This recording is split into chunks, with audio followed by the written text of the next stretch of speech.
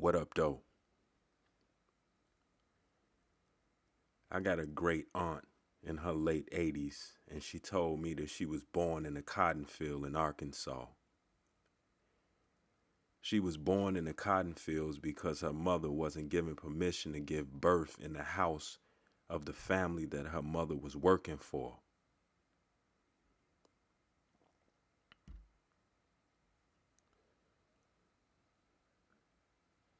Hectone International, a journal of medical humanities. Changes in childbirth in the United States, 1750 through 1950. Laura Kaplan, New York. Initially, new medical interventions such as forceps and anesthesia caused as many issues as they seemed to resolve as they emerged in burgeoning medical school obstetric programs.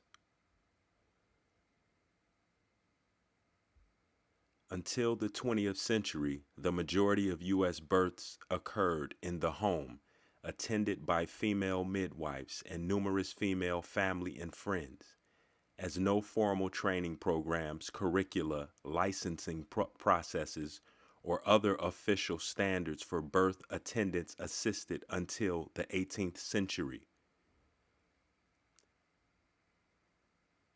As no formal training programs, curricula, licensing processes, or other official standards for birth attendants existed until the 18th century, women learned to help and support their loved ones through their own and others' birth experiences. Historically, midwives, a diverse group of female community members who were usually married with children of their own, learned their skills by delivering their neighbors' children or through loose apprenticeships with more established midwives. Only after the 1860s did some midwives begin attending midwifery schools. Midwives tended to intervene as minimally as possible and work to assist labor along its natural course.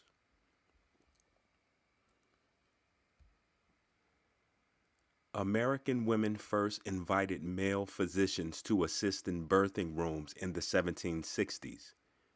Previously, physicians who were exclusively male were rarely called except in extreme emergencies, and men were excluded from attendance unless women were unavailable. In 1762, Dr. William Shippen Jr. of Philadelphia, after training in midwifery in London and Edinburgh, became the first American male physician to establish a normal obstetrics practice in the U.S.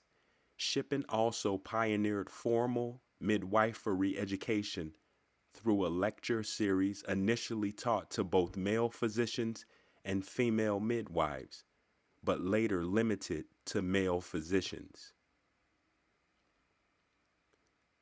As numbers of physicians formally trained in midwifery increased through the 19th century, the wealthy urban elite, who perceived male physicians as superior in education and training, were progressively more inclined to pay the higher physician fees, presuming that the physician's modern interventions would result in safer childbirth.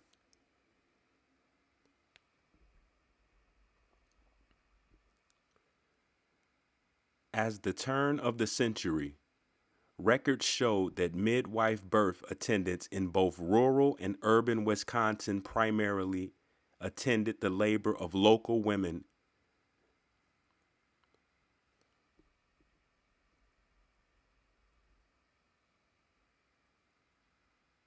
At the turn of the century, records showed that midwife birth attendants in both rural and urban Wisconsin primarily attended the labor of local women of similar ethnic backgrounds. For deliveries, city midwives in Milwaukee and Madison rarely traveled beyond wards contiguous to their own. and rural midwives rarely worked outside their township. New medical interventions that physicians employed, such as forceps, anesthesia, and laceration repair, increased the popular perception of the increased safety being provided in childbirth. In the early 19th century, the physician's primary interventions were forceps for difficult deliveries, bloodletting to relieve pain and accelerate labor, ergo to stimulate contractions, and drugs, particularly opium, for pain relief. The forceps were invented in the 1590s by Peter Chamberlain the Elder, a French Huguenot male midwife whose family had fled to England. As no standards existed for when forceps should be employed, 19th century physicians were generally improperly trained in their use. Some physicians use forceps routinely in every delivery, even though their misapplication resulted in increased perineal lacerations, uterine trauma, and fetal defects. The introduction of anesthesia in the mid 19th century was a key milestone in the history of obstetrics.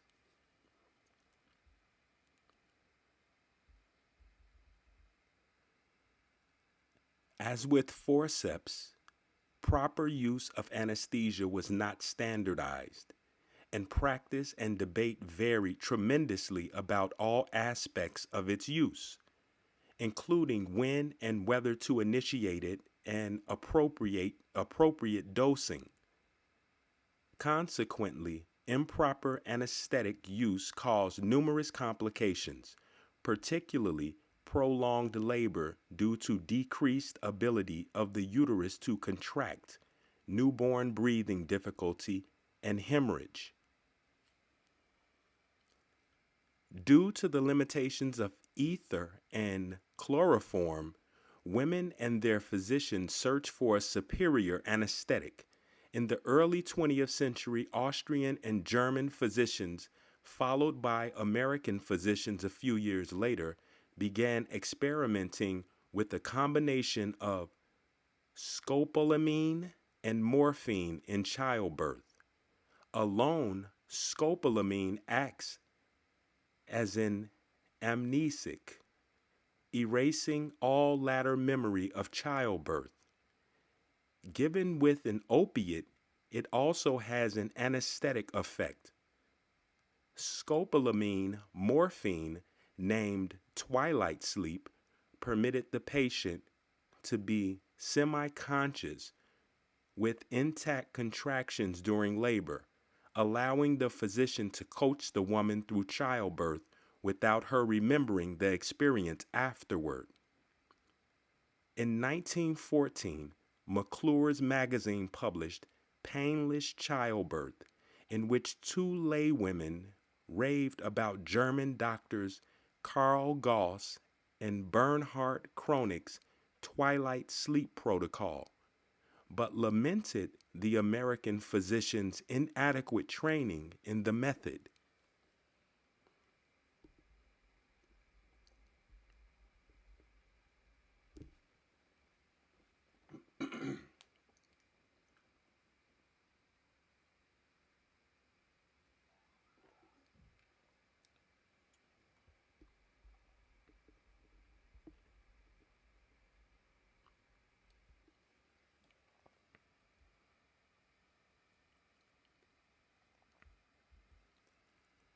From 1914 to 1915, the National Twilight Sleep Association, organized by wealthy upper and middle class women and led by prominent leaders such as Dr. Bertha Van Hoosen in Chicago and Mrs. Frances X. Carmody, advocated relentlessly for physicians and women to adopt twilight sleep, which allowed painless childbirth. Twilight sleep suffered from widespread controversy. over in the medical community and enormous discrepancy in practice. Despite the drug's amnesic effects, women under scopolamine still experienced intense labor pains, screaming and thrashing so much during labor that they were placed in crib beds to avoid accidents.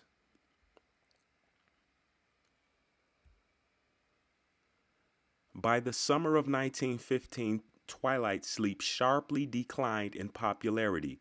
Inappropriate use of the drug by physicians had frequently led to adverse events, including maternal delirium and asphyxiation of newborns. Notably, in August 1915, Mrs. Carmody died in childbirth while under scopolamine's influence. Early methods of antisepsis included vaginal chloral douches, injections of antiseptics into the vagina before and after delivery, and strict scrubbing of the genital area and physicians' hands with numerous specific recipes and protocols. By the turn of the century, rubber gloves, a rubber Kelly pad, a rubber sheet placed under the patient for discharges, and shaving of the genital area were standard recommendations for practicing physicians. Initially, physicians tried to incorporate antisepsis as much as possible in home birthing rooms. However, in the first decades of the 20th century, they began to encourage patients to come to hospitals for truly sterile births, as it was difficult to guarantee the cleanliness of the patient's home and adherence of other birth attendants to their practices. Early 20th century, increased mobility and urbanization in the 19th and 20th centuries, women no longer had the same expanded social support for pregnancy. The idea of a hospital where nurses and physicians took care of all their needs was very appealing.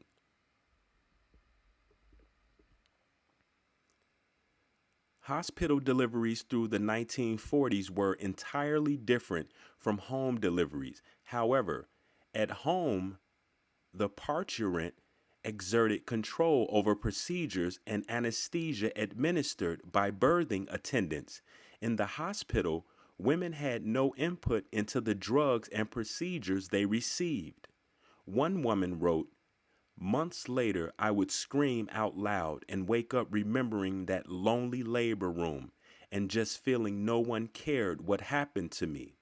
No one kind, no one kind, reassuring word was spoken by nurse or doctor. I was treated as if I was an inanimate object."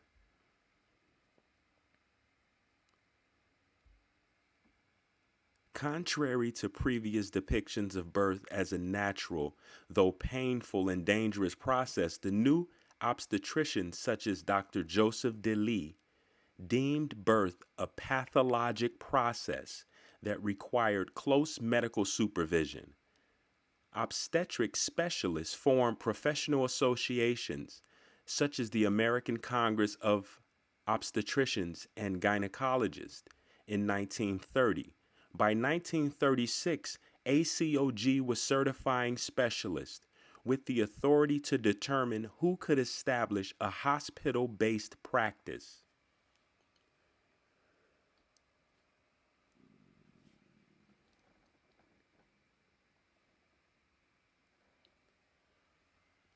From the turn of the century on, women increasingly opted to deliver with physicians over midwives. Initially with familiar community doctors and then with hospital-based physicians.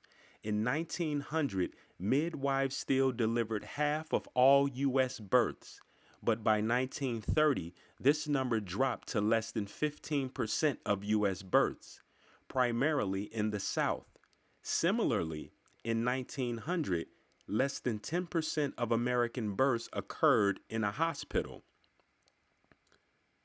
By 1940, 26.7% of of non-white and 55% of white American births took place in a hospital, increasing to 56% non-white and 88% white by 1950. Originally occurring at home in a familiar bed supported by female midwives, family, and friends, childbirth moved to a sterile hospital environment accompanied by male and female health professionals and select loved ones.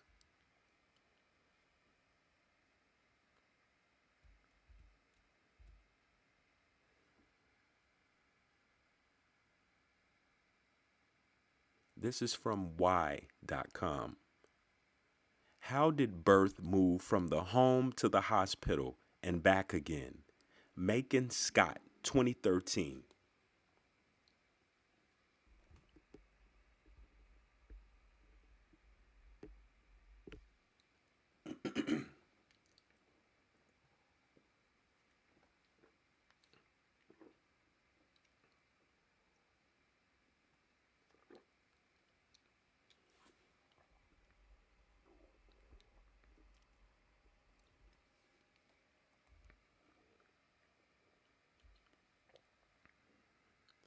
Critics say that home birth is not safe.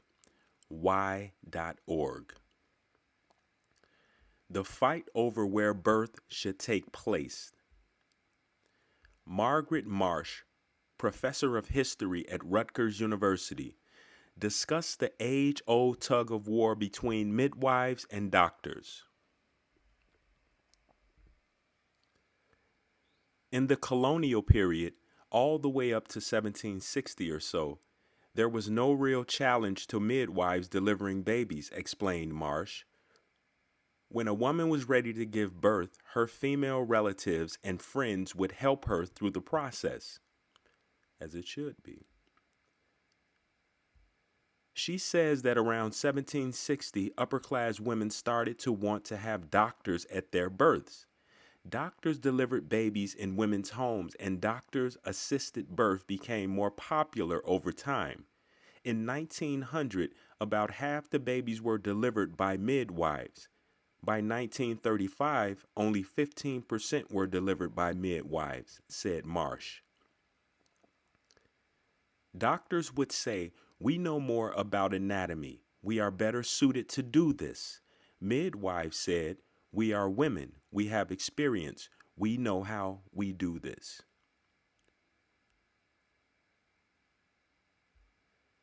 The shift to hospital birth started in the 20th century. What happened in the beginning of the 20th century was anesthesia for delivering children, and they wanted to have pain-free childbirth. Marsh says the outcomes for women weren't that great. Lots of complications, lots of infections. It didn't have the effect that women desired. They wanted safer, less painful childbirth, but in the first third to half of the century, it was not always safe for childbirth. Marsh explained that in the 1930s, most of the midwives were practicing in rural areas and were often called granny midwives, people who learned their trade on their own. The 1940s, 50s, and 60s, you get doctors, especially obstetricians, delivering all the babies.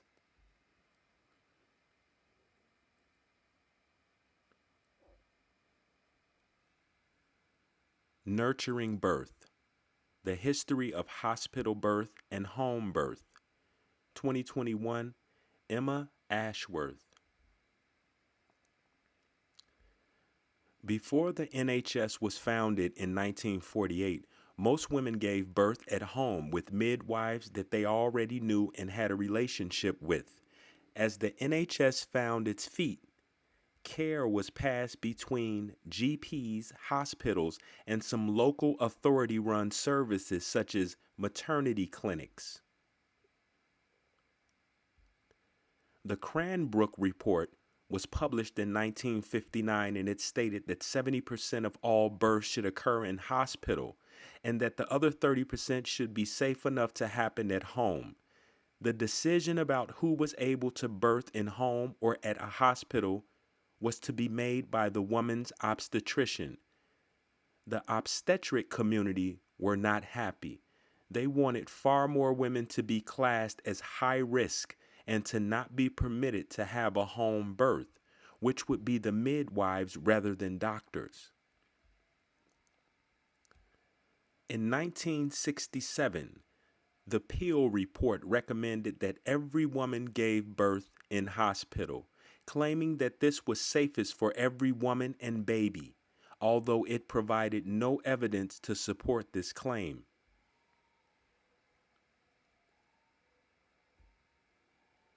Before the 1940s, almost every woman gave birth at home, but following the Peel Report, by the early 1970s, almost all births occurred in hospitals.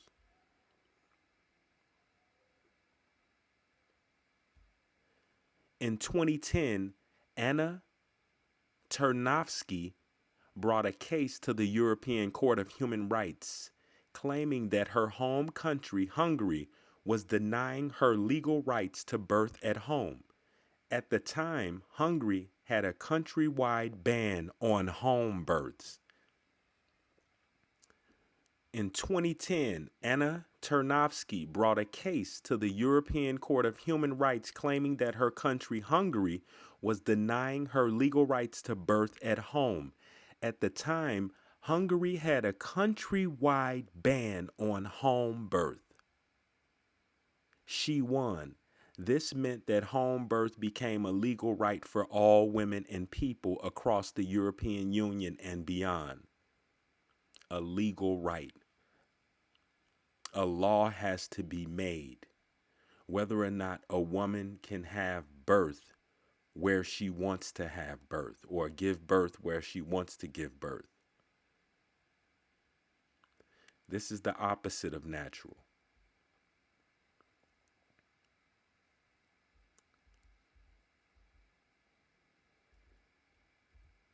The Atlantic, the case for hospital births. Adam Wolfberg, 2012. I believe babies ought to be born in a hospital. When I'm on call, walking the well-lit hallways between clean and spacious patient rooms, I find it reassuring that there's an operating room down the hall, a blood bank on another floor, and a host of well-trained nurses and anesthesiologists nearby. Although the overwhelming majority of American women see childbirth like I do, there is a group of women and their partners who see things entirely differently. Childbirth to them is a natural event that women have managed at home for all of history until the past several decades. Hospital births are unnatural and medicalized and much more likely to lead to a cesarean delivery.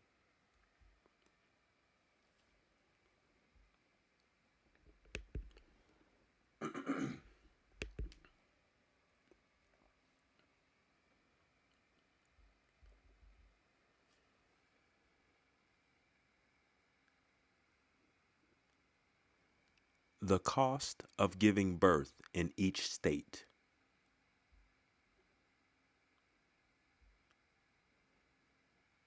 This is from CBSNews.com. The cost of hospital childbirth is more than 3 times more expensive in New Jersey than it is in Nebraska. CBS News looked at the cost of vaginal birth with no complications before health insurance. Hospital pricing specialists collected raw price tag data from nearly 4,500 hospitals across the country. The overall price tag is made up of room and board charges, operating room and pharmacy expenses, lab work, and hospital fees.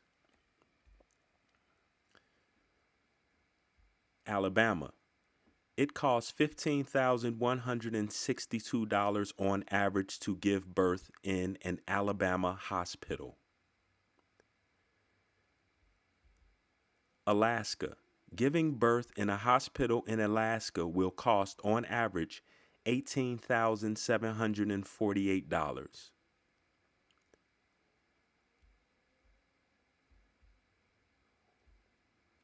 The average price of giving birth in an Arkansas hospital is $15,005. It costs an average of $26,380 to give birth in a California hospital.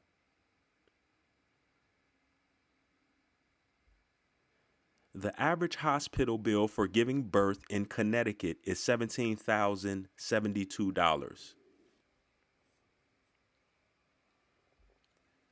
In the nation's capital, the average price of hospital birth is $21,243.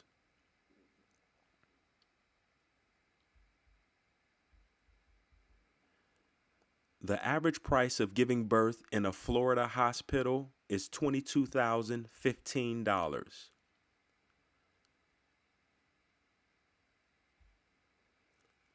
The average hospital bill for giving birth in Georgia is $14,776. In the Aloha State, hospitals charge growing families an average of $12,139.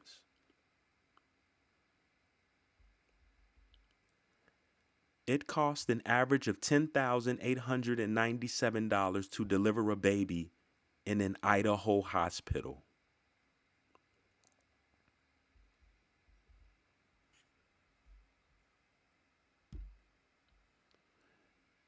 The average hospital bill for giving birth in Illinois is $16,241. It costs an average of $17,168 to deliver a baby in an Indiana hospital.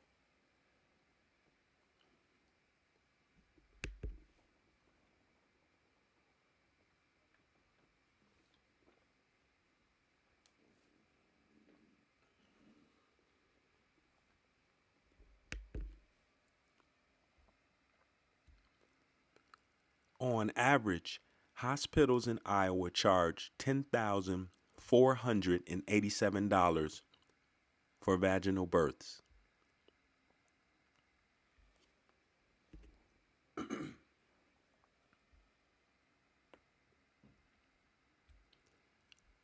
In this Midwestern state,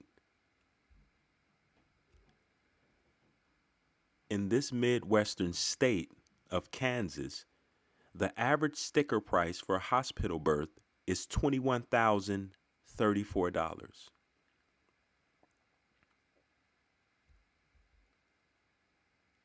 Giving birth in a hospital in Kentucky will cost, on average, $12,443.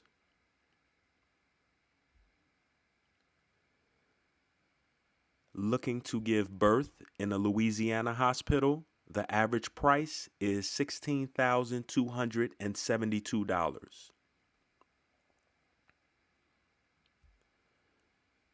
It costs an average of $9,623 to give birth in hospitals in Maine.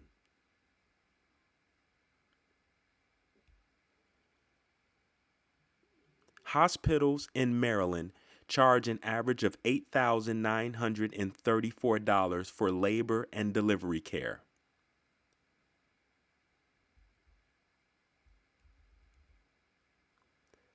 The average sticker price of giving birth in Massachusetts hospitals is $14,063. It costs an average of $12,711 to give birth in Michigan hospitals. The average hospital bill for births in Minnesota is $14,559.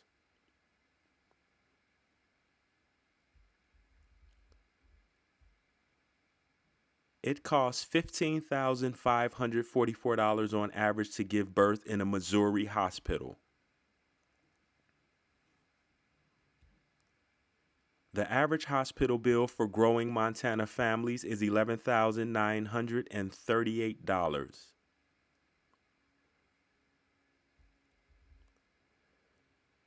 At $8,805, Nebraska has the lowest average price for hospital births.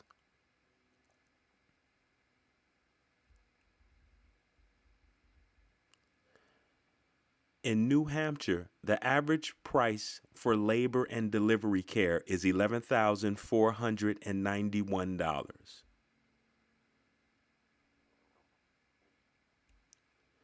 New Jersey has the highest average price for hospital births, $29,048.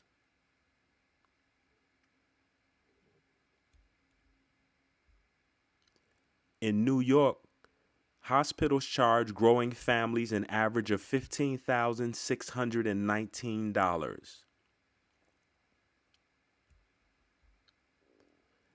It costs an average of $12,910 to give birth in a North Carolina hospital.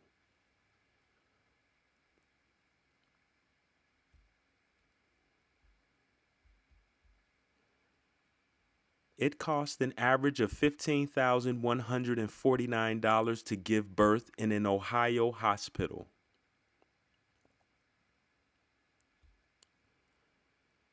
The average price of hospital births in Oklahoma is $12,662.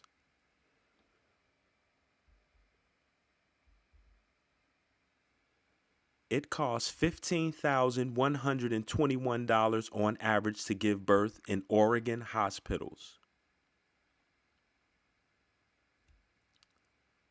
The average price of hospital births in Pennsylvania is $19,764.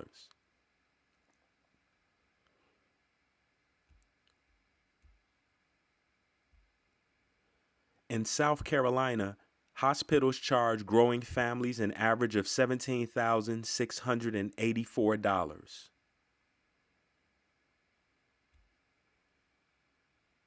The price of hospital births in South Dakota is $11,799, around 22% below the national average.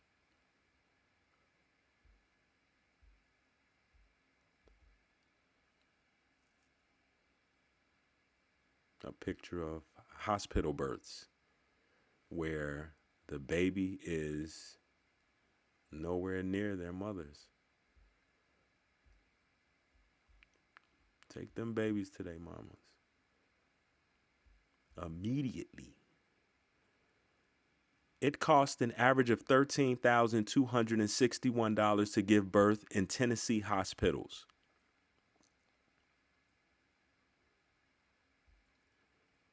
The average price of a hospital birth in Texas is $17,738.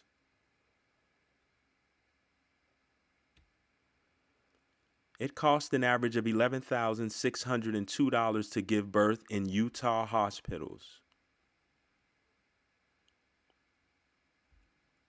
Hospitals in Vermont charge growing families an average of $10,377.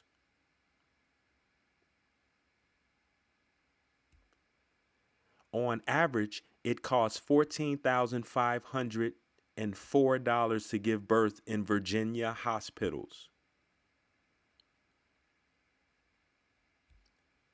On average, Washington hospitals charge growing families $18,077.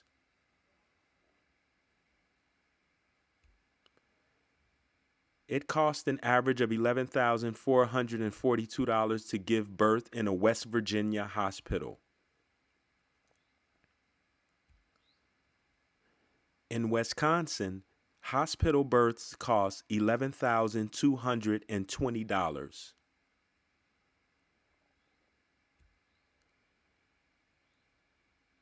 It costs an average of $12,243 to give birth in a Wyoming hospital.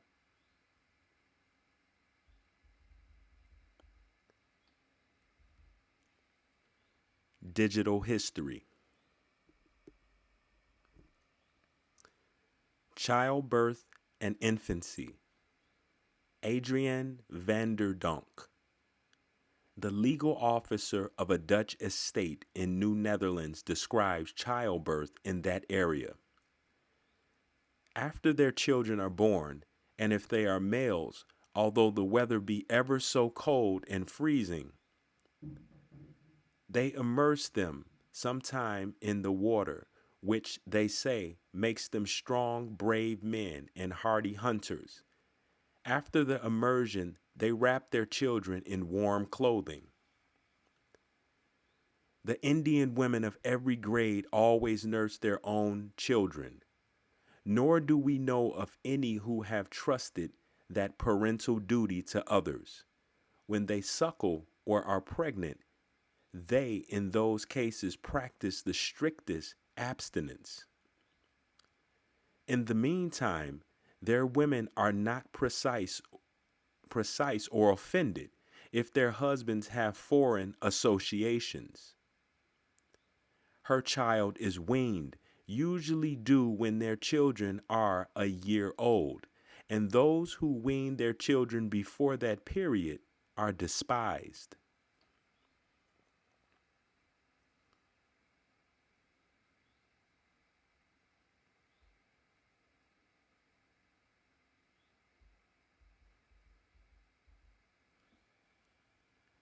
NCBI Bookshelf, a service of the National Library of Medicine, National Institutes of Health. Maternal and newborn care in the United States. Women in the United States give birth at home in birth centers and in hospitals.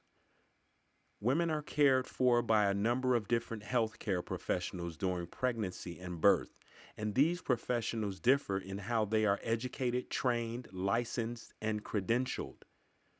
Women also pay for care through different mechanisms, and the payment mechanism can affect what services, providers, and settings are available to them. State policies and regulations can affect the woman's birth experience as well, through laws as to which providers can practice, their scope of practice, and the legal status of birth settings. The United States utilizes a regionalized system of maternity care that involves the potential for transfers from one level to another. This type of system requires strong relationships and communication between facilities so that individuals receive the appropriate level of care. The way that medical care is paid for in the United States is also unique, with women relying on a variety of mechanisms, including private insurance, Medicaid, Medicare, and self-pay. Each of these payers has different eligibility requirements, covers services and providers differently, and entails variable out-of-pocket costs. In the United States, the vast majority, 98.4% of women give birth in hospitals, with 0.99% giving birth at home and 0.52% giving birth in freestanding birth centers.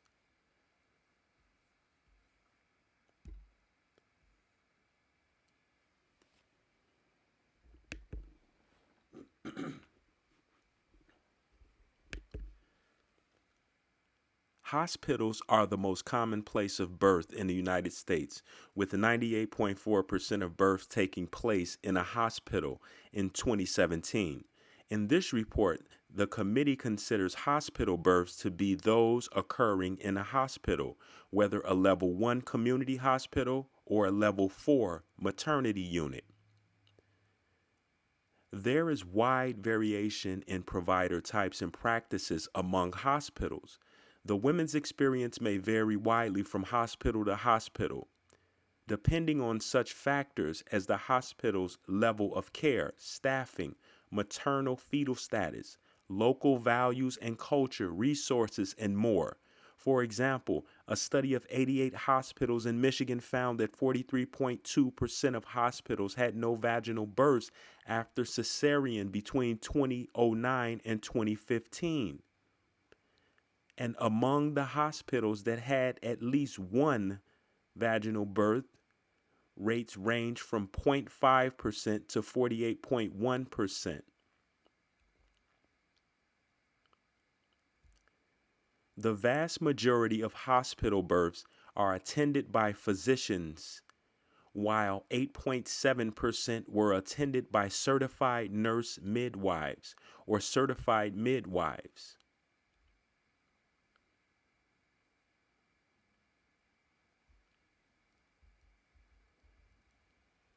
Generally, when a pregnant woman presents for care in a hospital, she undergoes an obstetric triage process to determine whether she should be admitted and, if so, to which unit. This process includes a federally mandated medical screening examination by a qualified provider. A hospital may also conduct triage by telephone in order to prevent unnecessary in person visits and the potential for unnecessary admissions. Some hospitals use a standard process, such as a maternal fetal triage index, for evaluating women and prioritizing the order of and type of care. If the triage process reveals that the woman is not in labor or that she is in very early stages of labor, she will likely be sent home, provided that there are no maternal or fetal conditions warranting admission. Once a decision has been made to admit a woman to the labor and delivery unit, a number of options are available based on whether the admission is due to spontaneous labor or planned, and if planned, whether the admission is elective or medically indicated. Interventions and procedures that can occur in the hospital during labor and birth include insertion of an intravenous line, IV, continuous electronic fetal monitoring, bed rest, limited oral intake during labor, cervical ripening, induction or augmentation of labor, artificial rupture of membranes, epidural analgesia, blood draws for laboratory studies, episiotomy, vacuum or forceps assisted birth, and cesarean birth. Nurse staffing during labor and birth differs among hospitals as well. In some hospitals, women will have one-to-one nursing care during labor and birth, while in others, nurses must devote their attention to more than one woman. Also, variable is the availability of labor support, birth and peanut balls for comfort and positioning, hydrotherapy in the shower or tub, telemetric electronic fetal monitoring, intermittent auscultation, and doulas. Varying as well are hospital policies and routines for enabling other individuals to be in attendance to support the woman, from strict rules allowing one or two visitors to policies encouraging the woman to choose how many people and whom she would like to be with her during birth. Hospital births vary in a number of other ways as well. Birthing positions vary. For example, with some women giving birth in the lithotomy position and others in an upright or side lying position.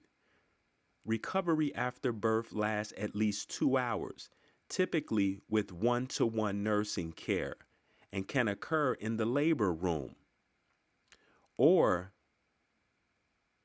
the post-anesthesia recovery room.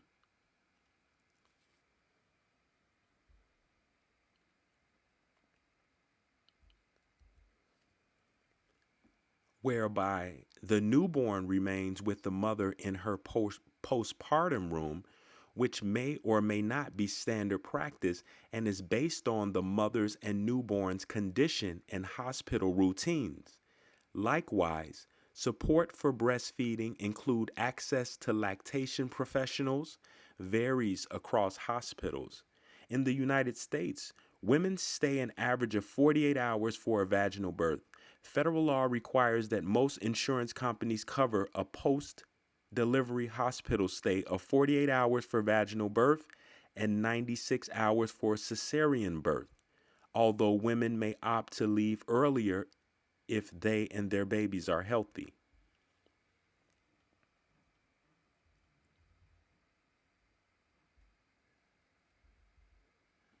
Birth centers are designed to resemble a home environment and routinely offer some non medical interventions during labor and delivery that are not always available in hospital settings. Birth centers encourage walking and position changes during active labor, encourage oral fluid and food intake as tolerated, offer round and peanut shaped birth balls to facilitate comfort and effective positioning, often offer a tub for laboring and birth, and provide options such as nitrous oxide and acupressure for managing pain.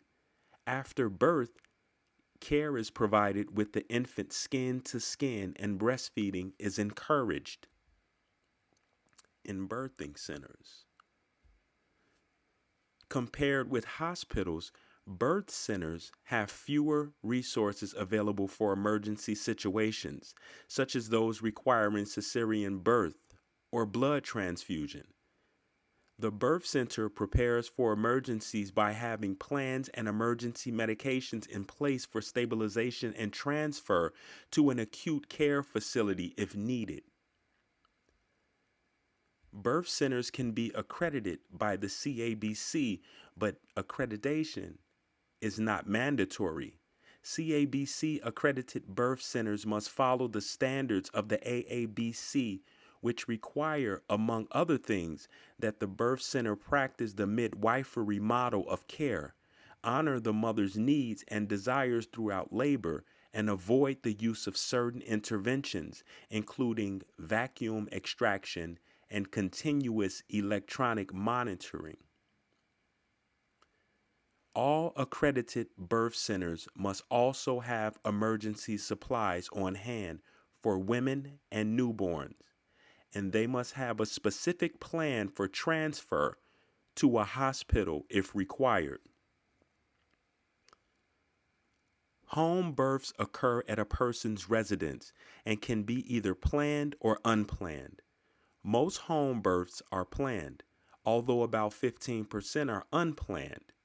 A home birth may be attended by a midwife, physician, or other attendant, or by no medical attendant at all, as is preferred by a small number of what they term free birthers, or when unplanned, free birthers, or people doing what they want to do. People who want to be left alone. The majority of nurses working in hospital labor and delivery units are RNs. RNs must have either a diploma in nursing, an associate's degree in nursing, or a bachelor's degree in nursing, and have passed the National Council Licensure exam.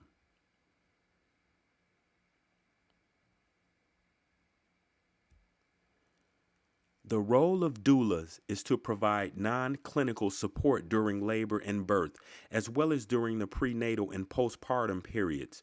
While doulas, nurses, and midwives all provide labor support to the woman, doulas frequently focused on only one laboring woman at a time, providing continuous support without other concurrent responsibilities, such as record keeping or monitoring of equipment.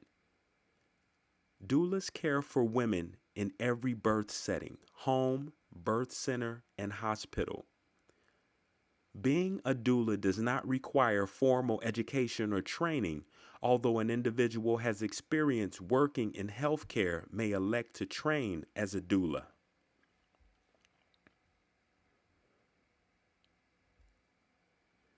Giving birth in the United States is expensive.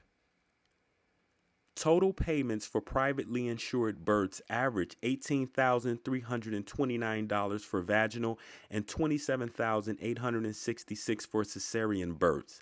Total payments for Medicaid insured births average $9,131 for vaginal and $13,590 for cesarean births. Payments for privately insured births were about twice as high as those for births covered by Medicaid. When the birth was cesarean, payments were about 50% higher than when the birth was vaginal. For privately insured individuals, these payments include substantial average out-of-pocket costs for both vaginal and cesarean births, whereas such costs were negligible for individuals with Medicaid coverage.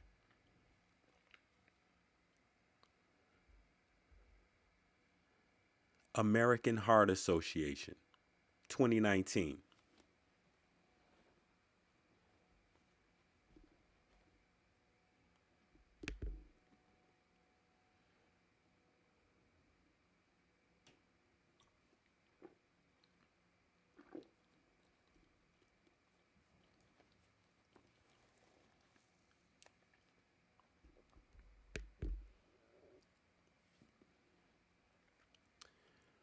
Why are black women at such high risk of dying from pregnancy complications?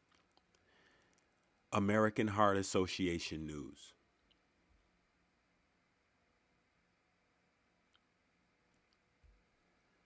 Serena Williams and Beyonce are at the top of their professions. But last year, they shared similar stories. Each experienced life-threatening complications in their pregnancies. Black women are 3 to 4 times more likely to die from pregnancy-related causes than white women, according to the Centers for Disease Control and Prevention, making the maternal mortality rate in the United States the worst in any industrialized country.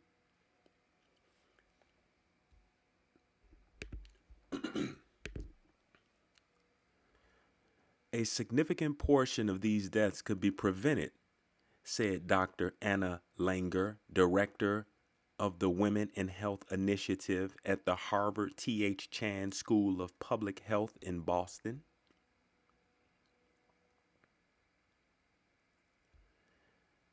All told, some African American women, or properly, American women, all told, some American women are probably entering pregnancy less healthy than other women.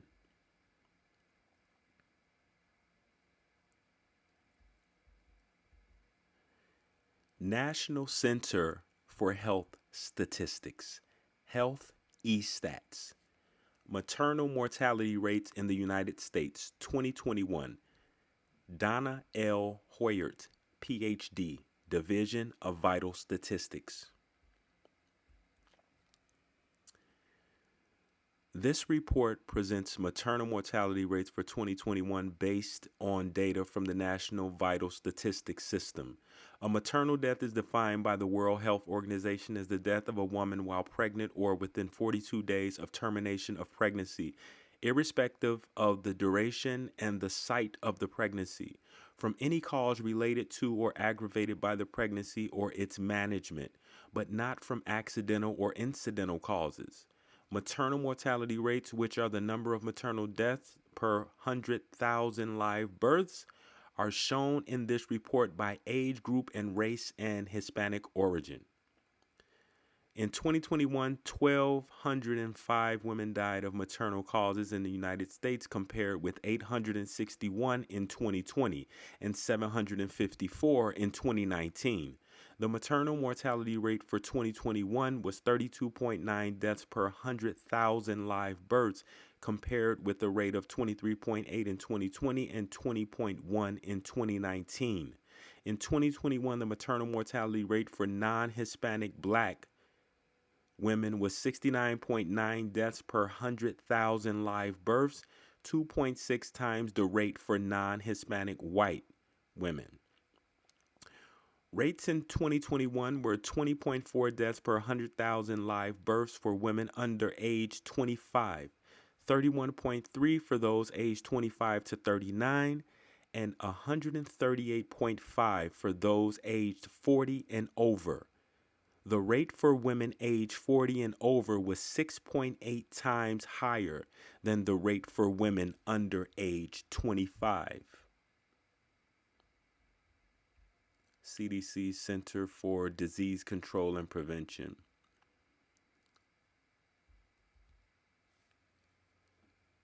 The bump.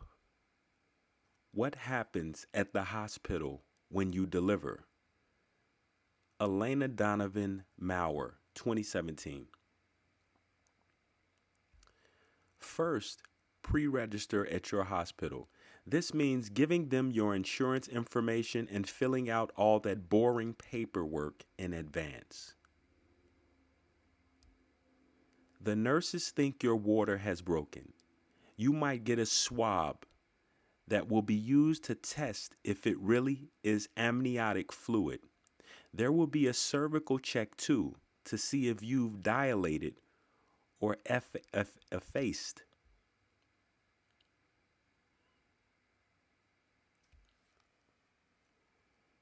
If you're going medication free or would like to wait before getting an epidural, you may want to walk around or take a shower or bath if your hospital has tubs to deal with the pain. If you want to go the epidural route, there's no specific time when you have to request it. Just know you might have to wait a bit for an anesthesiologist, most likely about 30 to 45 minutes from when you make your request before you actually are pain free, says Park. Once it's been administered, you'll receive continuous monitoring, which means you'll stay in bed with the monitors attached to your belly. You may also get on IV to provide fluids so you don't get dehydrated. Having an epidural means having a catheter to empty your bladder as well.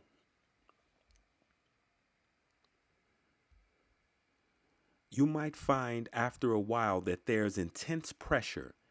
That's the urge to push, but don't push yet. The OB has to check and make sure you've reached 10 centimeters dilated so you don't injure yourself while pushing. In most cases, the doctor will put baby on your chest directly after birth. Baby will be weighed and an APGAR score will be taken.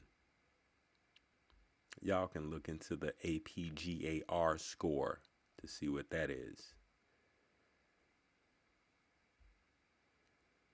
If it's an emergency C-section, you may have already had an epidural. If it was planned, you might get a spinal block.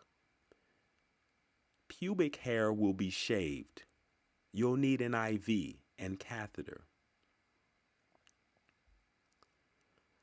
Baby's cord will be cut, and he will be shown to you quickly before heading off to a warmer in the room.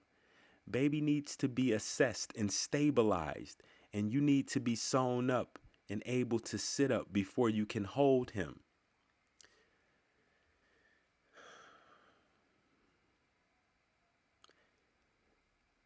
And he will be shown to you quickly before heading off to a warmer in the room. Baby needs to be assessed and stabilized.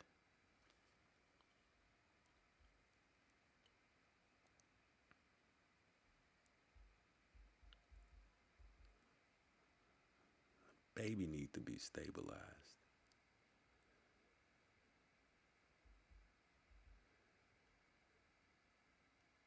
The Guardian. Hospital births have never been safest. Nice is right to reverse this myth. Joanna Moorhead.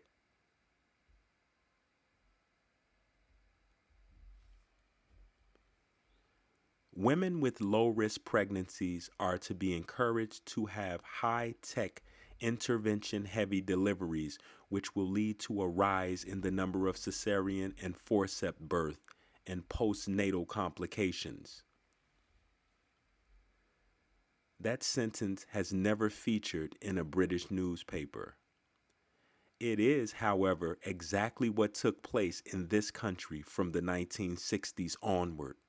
In 1970, cementing the trend, the Peel Report recommended that all births should take place in a hospital. But there never was any evidence that hospital births were safer. It was just a massive assumption driven by white coated doctors riding on a tide of obstetric advances.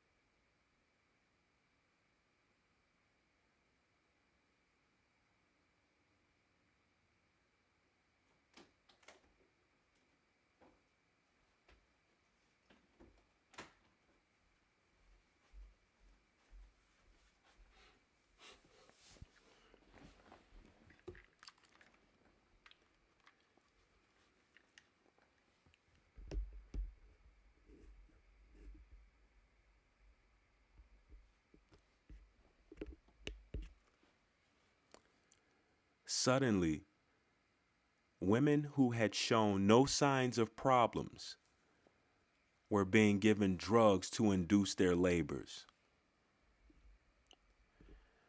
were being hooked up to machines that restricted their movement during labor, and were being plied with painkillers, which had a knock-on effect on the straightforward progress of the birth. The result, we know, was that the number of complicated deliveries, cesareans, forceps, ventus, rose dramatically. And many mothers who could have had a straightforward birth ended up having a dramatic emergency intervention to get their now distressed unborn child safely delivered. The NICE guidelines published on Wednesday effectively reverse a generation of misconception about birth.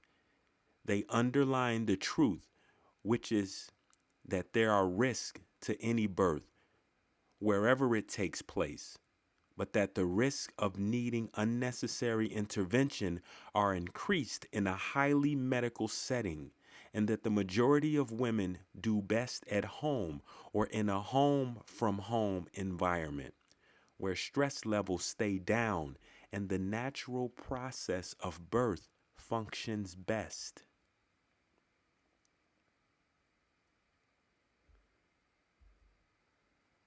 March of Dimes. Having a C-section. marchofdimes.org.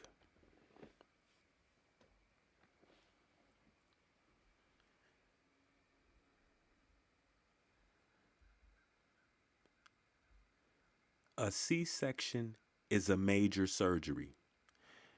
Your incision, uterus, and other parts of your body, like your belly and bladder, may get infected. You may lose a lot of blood and need a transfusion. Organs near the uterus, like the bladder and intestines, may get injured during surgery. You may get blood clots in your legs, pelvic organs, or lungs. You may have bad reactions to certain medicines. You may have an amniotic fluid embolism.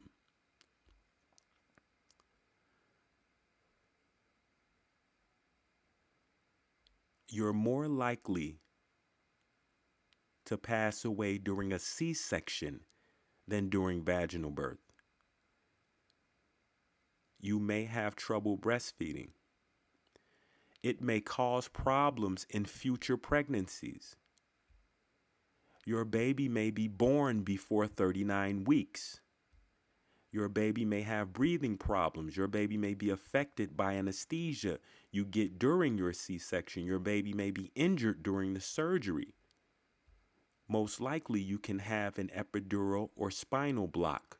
You're numb from below your breast all the way down to your toes. An emergency C-section, you may need general anesthesia. General anesthesia makes you go to sleep during surgery.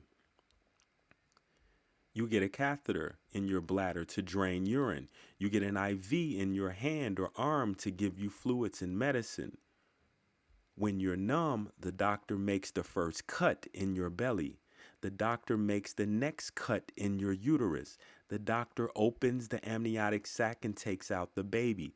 The doctor cuts the umbilical cord and removes the placenta.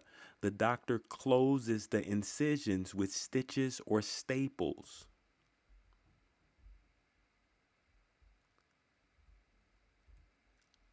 The bump. 11 things no one tells you about C-sections. This is a major surgery. Big and small things often happen when you undergo this type of procedure.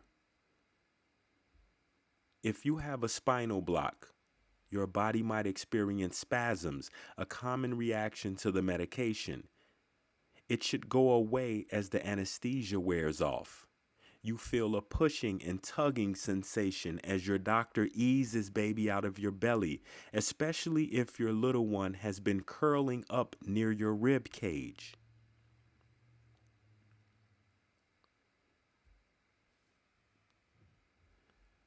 The room is cold.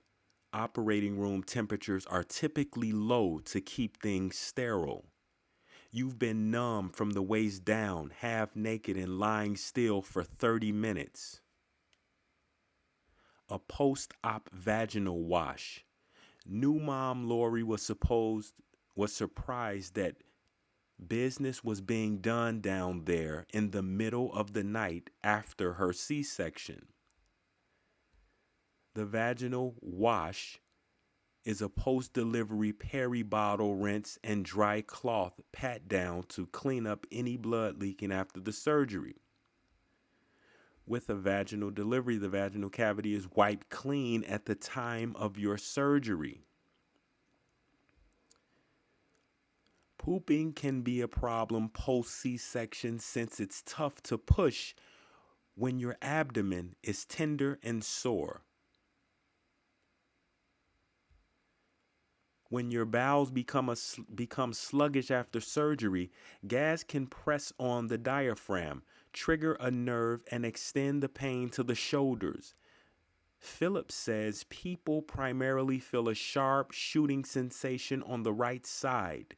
To combat this, your nurse will probably offer you anti-gas meds.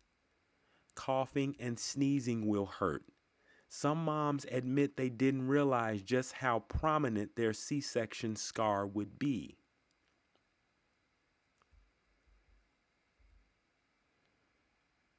The Empowered Mama. 13 Reasons Not to Labor and Birth on Your Back.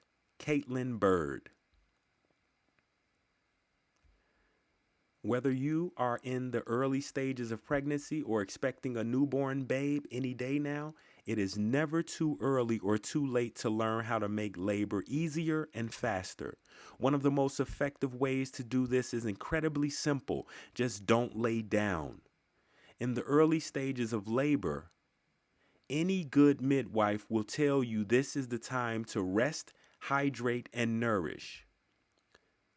But once you are in an active labor and your surges, contractions have become regular and powerful, it is time to get up and move around like the birthing goddess you are.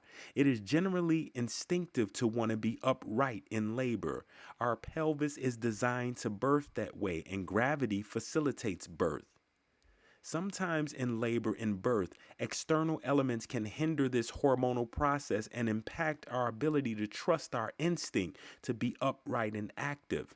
Our previous exposure to birth images plays a huge part. How many movies have you seen with women birthing on their back in stirrups?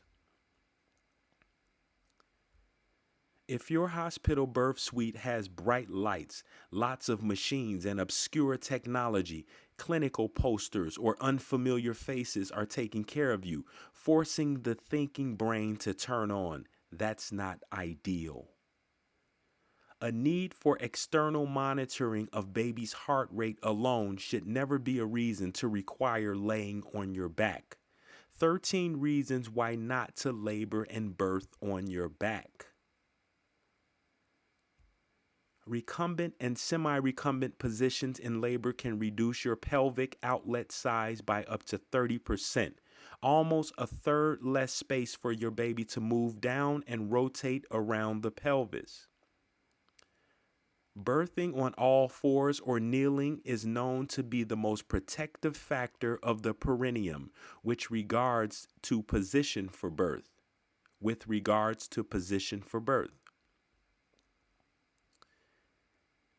Giving birth lying on your back, particularly if legs are in stirrups or a similar position, makes you more likely to have an episiotomy, as it increases the risk of tearing, but also increases the incidence of fetal distress.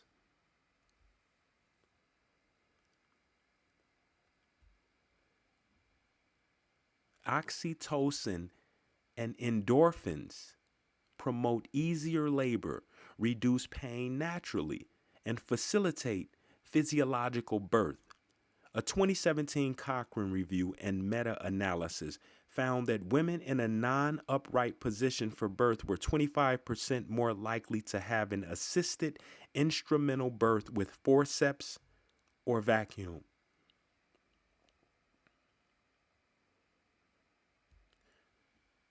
Gravity is your friend when having a baby. All the twists and turns, head tucks, and extensions your baby has to do to maneuver through the pelvis and into your arms is facilitated by being upright. A woman's pelvis is curved, not straight.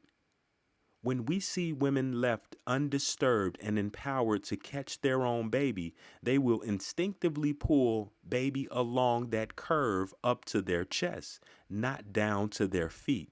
Because of this curve, if you're birthing on your back, your body actually has to push baby uphill, making it a harder and longer process. Laying on our back in labor increases the chance of vessels becoming constricted for mom by orthocaval compression, causing low blood pressure, and for baby by way of cord restriction. Both of these can cause reduced oxygenation to baby, fetal heart rate concerns, increased need for intervention, all leading to increased risk of poorer outcomes.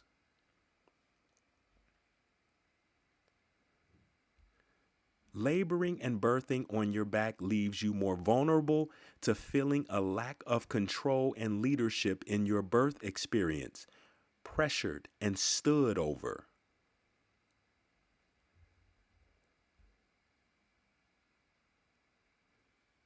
Healthy birth practice. Avoid giving birth on your back and follow your body's urge to push. Joyce T. DeFranco, RN, BSN, LCCE, FACCE. Marilyn Curl, RNC, CNM, LCCE, FACCE. Women in the United States are still giving birth in the supine position and are restricted in how long they can push and encouraged to push forcefully by their caregivers. This article is an updated evidence based review of the Lamaze International Care Practices that promote normal births.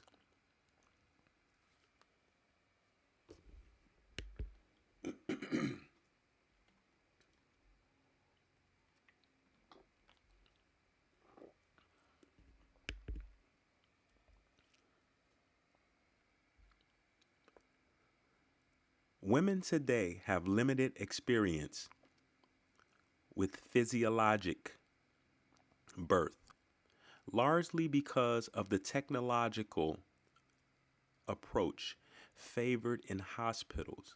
This approach left a generation of women with birth memories who were affected by the widespread use of general anesthesia, which was eventually abandoned in favor of the regional block anesthesia widely used today.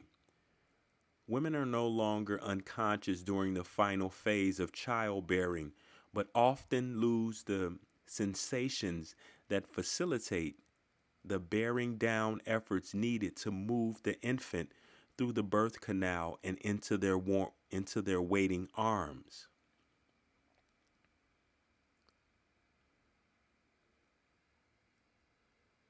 Historically, women have recognized and instinctively used the natural laws of gravity and selective positioning without the constraints that often accompany the medical model of birth. Research today indicates that most women give birth in a supine position. The use of epidural analgesia anesthesia appears to have altered and anticipated norms of second stage labor in ways which are not fully understood. Many hospitals have policies that dictate how long the second stage of labor should be allowed to continue before surgical intervention is indicated, even when there are no identifiable risk to either mother or baby.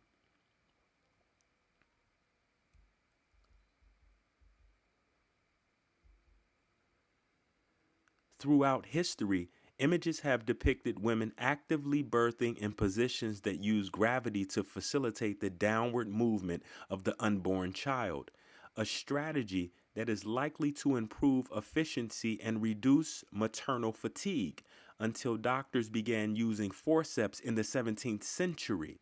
Women were shown giving birth standing, sitting, and squatting. More than 3 decades of research confirms that giving birth in a supine position has distinct disadvantages with no demonstrable benefits to either mother or infant. Standing, kneeling, and squatting take advantage of gravity to help the baby move down into the pelvis. In addition, squatting increases the size of the pelvis, providing more room for the baby to maneuver and descend. Birthing in the side lying position has been shown to reduce perineal tearing by allowing the presenting part to descend more slowly. Throughout the course of labor, including the second stage, women benefit from frequent position changes and ideally should be free to select or reject them at will. The use of regional block anesthesia frequently limits the ability of the laboring woman to change positions without assistance.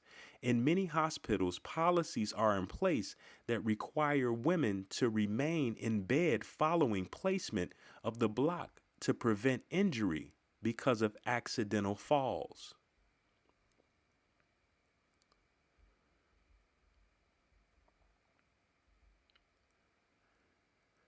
American Dictionary of the English Language, 1828. Birth, birth.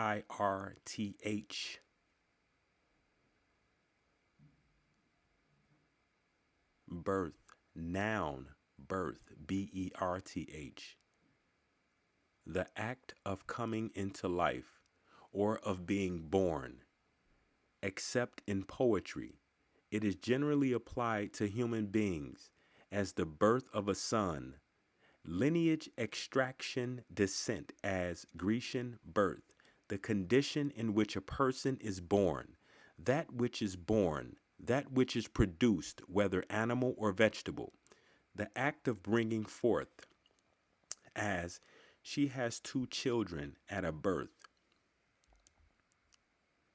In a theological sense, regeneration is called the new birth, origin, beginning, as the birth of an empire.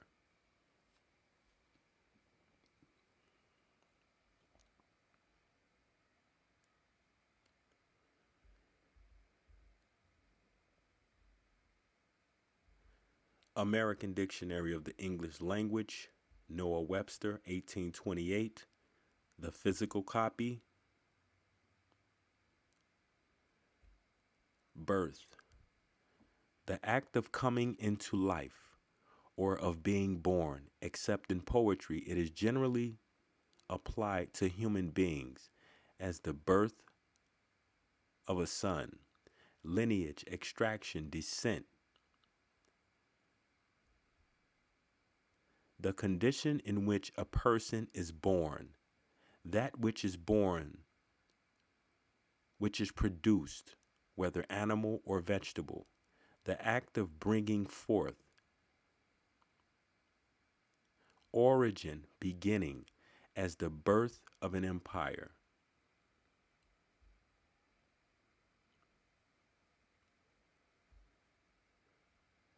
Etymology Dictionary Online, the online version of the etymology of words. Birth, the circa 1200. Fact of being born, mid 13th century, act of giving birth, of bringing forth by the mother. Childbirth, sometimes in Middle English, also conception. Also that which is born, offspring, child, from a Scandinavian sort such as Old Norse, replacing cognate Old English gebird, birth, descent, race, offspring, nature, fate, from Pro-Germanic geberthis, to carry, to bear children.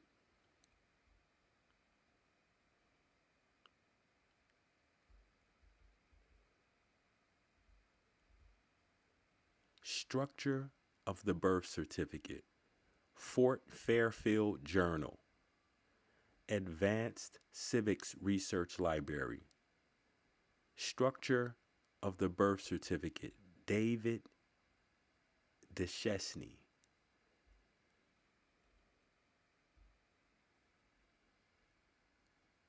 2005.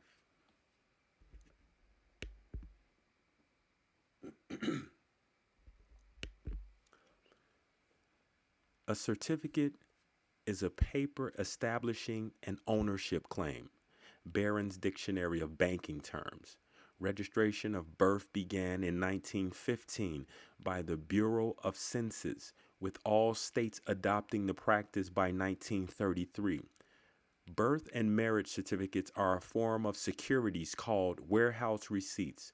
The items included on a warehouse receipt, as described at 7-202 of the Uniform Commercial Code, the law which governs commercial paper and transactions which parallel a birth or marriage certificate, are the location of the warehouse where the goods are stored, residence, the date of issue of the receipt, date issued, the consecutive number of the receipt found on back or front of the certificate, usually in red numbers, a description of the goods, of the packages containing them, name, sex, date of birth, etc., the signature of the warehouseman, which may be made by his authorized agent, municipal clerk, or state registrar's signature, birth slash marriage certificates now appear to at least qualify as warehouse receipts under the Uniform Commercial Code. Black's Law Dictionary 7th edition defines warehouse receipt: a warehouse receipt, which is considered a document of title, may be a negotiable instrument and is often used for financing with inventory as security. Since the U.S. went bankrupt in 1933, all new money has to be borrowed into existence. All states started issuing serial numbered certified warehouse receipts for births and marriages in order to pledge us as collateral against those loans and municipal bonds taken out with the Federal Reserve's banks. The full faith and credit of the American people is said to be that which backed the nation's debt. That simply means the American people's ability to labor and pay back that debt. In order to catalog its laborers, the government needed an efficient, methodical system of tracking its property to that end. Humans today are looked upon merely as resources, human resources. The Human Resources Department, that is. Governmental assignment of a dollar value to the heads of citizens began on July 14, 1862, when President Lincoln offered 6% interest bearing bonds to states who freed their slaves, who freed their employees, laborers, workers, on a per head basis. This practice of valuating humans continues today with our current system of debt-based currency, reliant upon a steady stream of fresh new chattels to back it.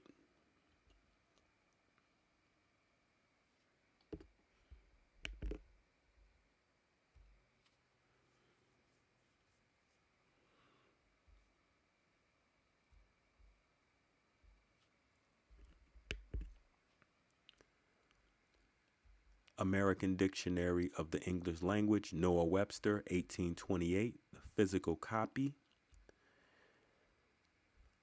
Birth, Berth.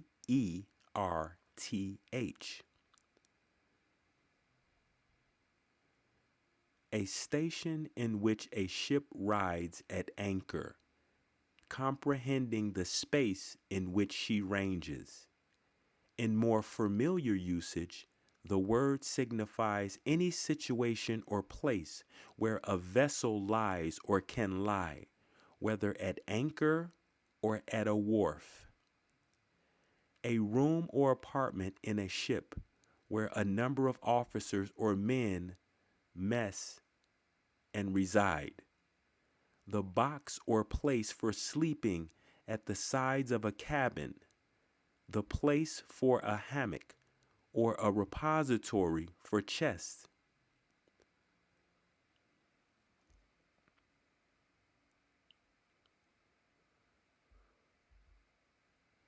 Cestui qui trust, the straw man. Rule of grammar for the use of capital letters used in a name.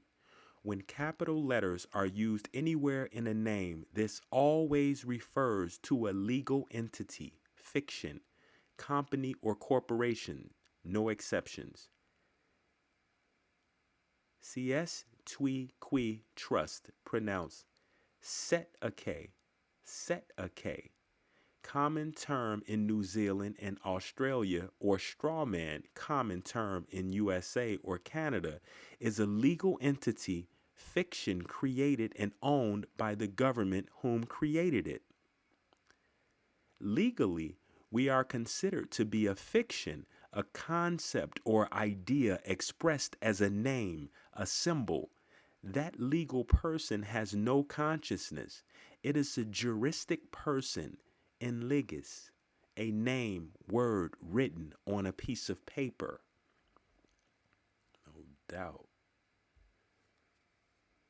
When you are born, your mother's water broke. Your parents name you, for example, John or Jane Doe.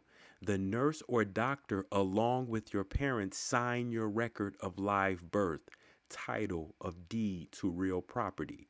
So your birth certificate could be created. A certificate is a negotiable instrument for the purpose of creating the legal entity fiction. This legal entity fiction is regulated and works in commerce, as government can only regulate that which it creates, and it didn't create the living, breathing man or woman. The legal entity fiction is registered by the Department of Commerce under the Admiralty Maritime Law jurisdiction, law of the water, of your mother's water, jurisdiction of commerce and war. You, the baby, are what is called a, how do you pronounce that? Let's go back. Sedeke. You, the baby, are what is called a sedeke, pronounced sedeke. Trust, the straw man, or rather the collateral, or the corpus body of the trust. Your labor is the energy you generate as a living being. However, as a baby, you are deemed invalid, disabled, invalid, and incompetent. And even though your mother birthed you, she agrees to be the trustee of the trust by her signature, which was settled, created settler, by the federal government. So you, your body, are entrusted to her for safekeeping until the age of 18.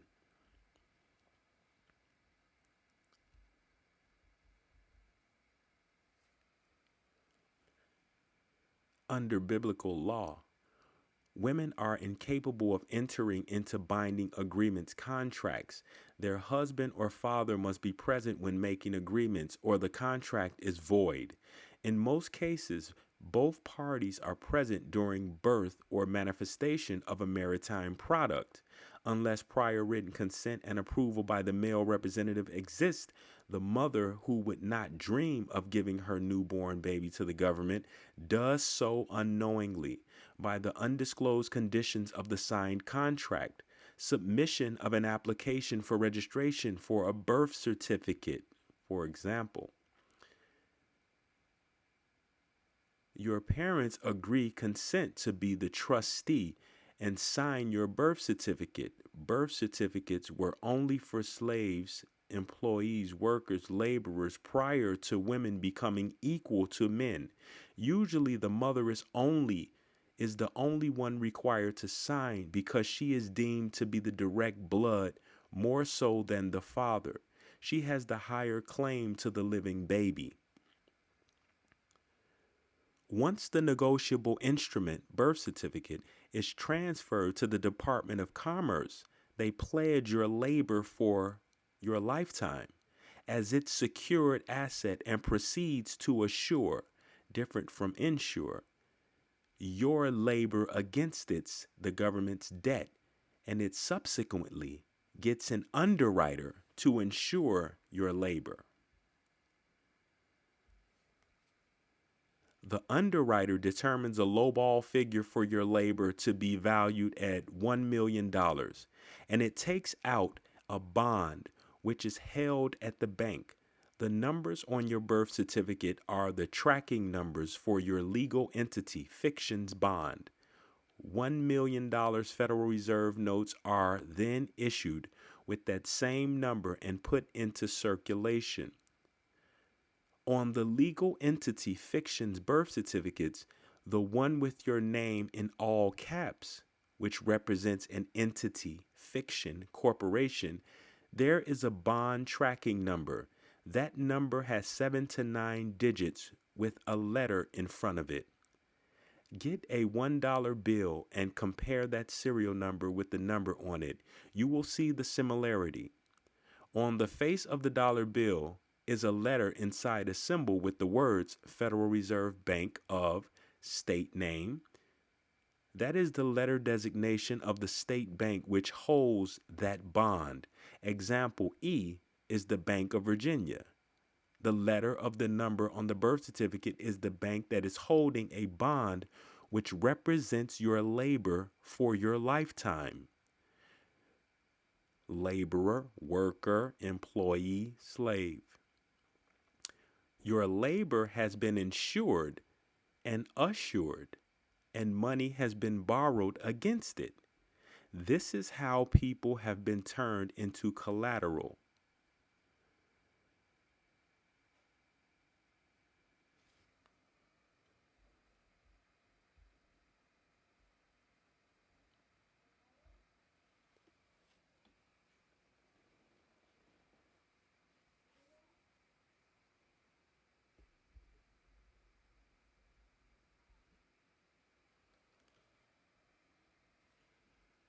Person. A human being is not a person because he is a human being, but because rights and duties have been ascribed to him. The person is the legal subject or substance of which rights and duties are attributes. Black's Law Dictionary. Not a human being, but the human being invisible coat. Application. Means to beg, plead, petition, implore, entreat, or request.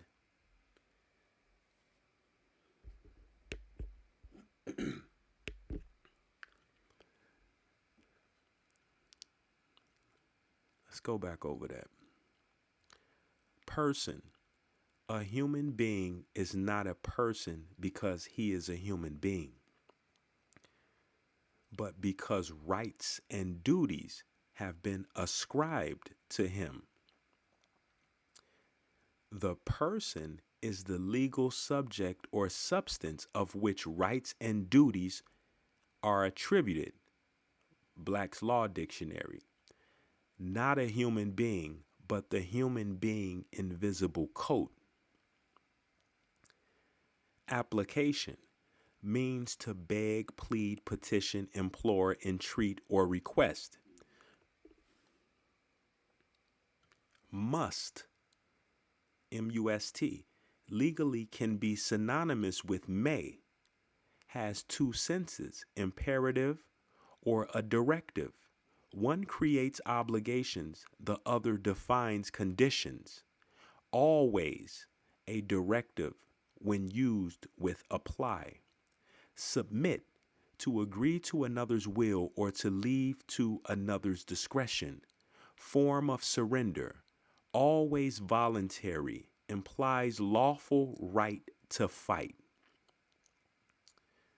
Registration, to sign over all chattel content for safekeeping. Always voluntary, abandons complete ownership for partial.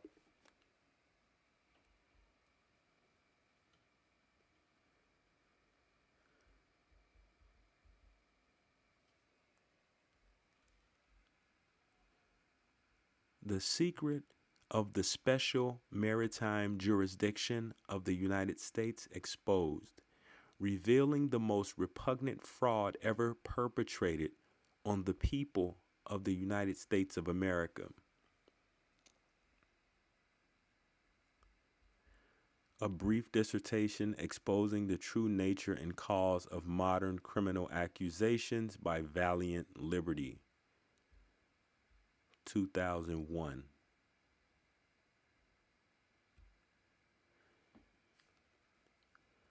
Admiralty is defined in Bouvier's 1856 edition as the name of a jurisdiction which takes cognizance of suits or actions which arise in consequence of acts done upon or relating to the sea, or, in other words, of all transactions and proceedings relative to commerce and navigation, and to damages or injuries upon the sea. The terms admiralty and maritime are virtually synonymous.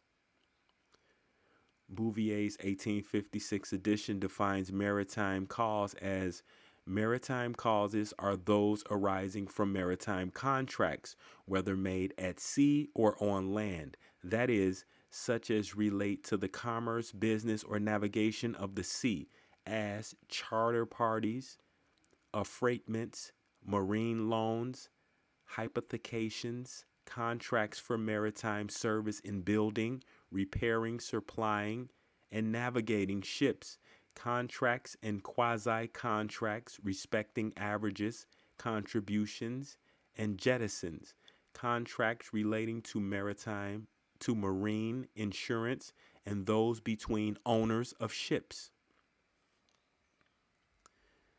In general, the courts of admiralty have a concurrent jurisdiction with courts of law of all maritime causes, and in some cases, they have exclusive jurisdiction.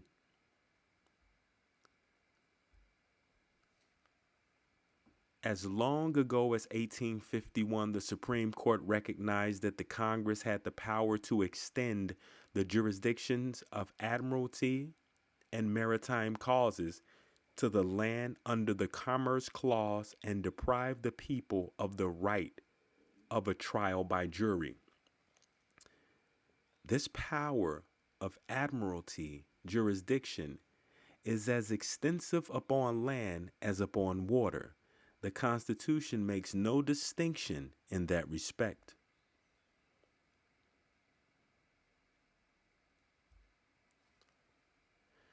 Special maritime and territorial jurisdiction of the United States. The high seas, any other waters within the admiralty and maritime jurisdiction of the United States, including the waters of the woman, the high seas and any other waters within the admiralty and maritime jurisdiction of the United States and out of the jurisdiction of any particular state, and any vessel belonging in whole or in part to the United States or any citizen thereof, or to any corporation created by or under the laws of the United States or of any state, territory, district, or possession thereof, when such vessel is within the admiralty and maritime jurisdiction of the United States and out of the jurisdiction of any particular state. Any vessel registered, licensed, or enrolled under the laws of the United States and being on a voyage upon the waters of any of the Great Lakes or any of the waters connecting them, or upon the St. Lawrence River where the same constitutes the international boundary line. Any lands reserved or acquired for the use of the United States and under the elusive or concurrent jurisdiction thereof, or any place purchased or otherwise acquired by the United States by consent of the legislature of the state in which the same shall be, for the erection of a fort, magazine, arsenal, dockyard, or other needful building. Any island, rock, or key containing deposits of guano, which may, at the discretion of the President, be considered as appertaining to the United States. Any aircraft belonging in whole or in part to the United States or any citizen thereof, or to any corporation created by or under the laws of the United States or any state, territory, district, or possession thereof, while such aircraft is in flight over the high seas or over any other waters within the admiralty and maritime jurisdiction of the United States and out of the jurisdiction of any particular state.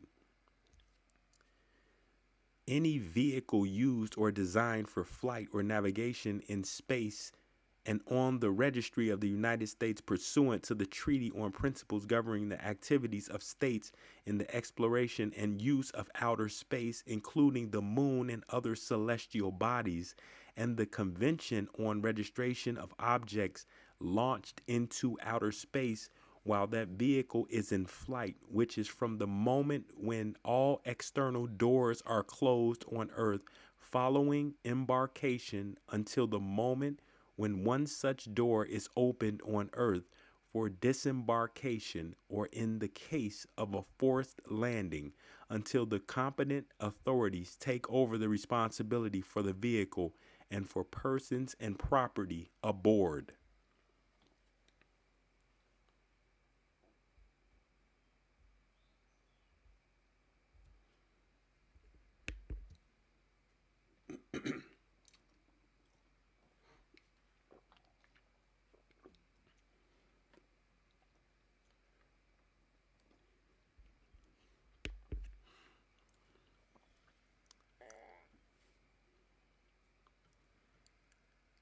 The Economic Times.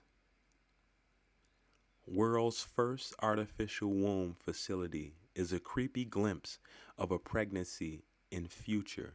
See what it is. 2022. Hashim Al Ghaili's Ectolife can grow around 30,000 babies yearly because of extensive and groundbreaking scientific research of over 50 years. It is the brainchild of Hashim Al Ghaili, who is a science communicator and biotechnologist from Berlin.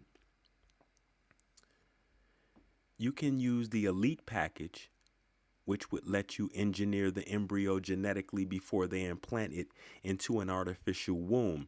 You can choose intelligence, height, strength, hair, eye color, etc., and avoid genetic diseases. Hashim says Ectolife is entirely powered by renewable energy and is the first artificial womb facility in the world. The World Health Organization reports that around 300,000 deaths happen due to pregnancy complications. Ectolife will help reduce human suffering and reduce C-sections.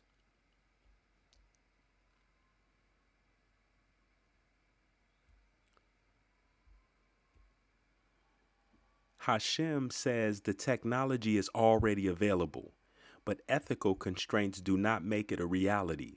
He concluded by saying that every feature is completely science-based and scientists and engineers have already achieved it.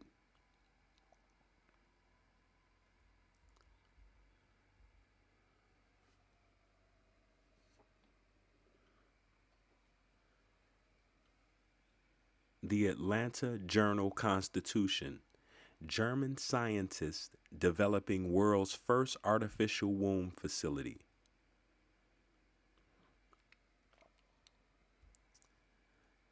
By Ebony Williams, the Atlanta Journal-Constitution.